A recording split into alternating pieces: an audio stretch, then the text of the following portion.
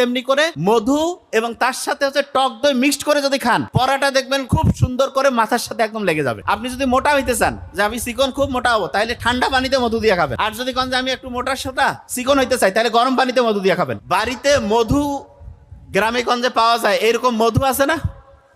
মধু আছে তো? বিজ্ঞানীরা দেখতেছে সারা পৃথিবীতে যতগুলো সুপার ফুড আছে তার মধ্যে যদি 1 নম্বরে রাখি, ব্রেইনের জন্য কাজ করে, রোগের প্রতিরোধ ক্ষমতা করে, তারপরে শরীরের লংজিভিটি বাড়ায়, চেহারা সুন্দর করে, বিস্ময়কর ব্যাপার। তার মানে মধু যে কোনো লোকের ক্ষেত্রে অসাধারণ।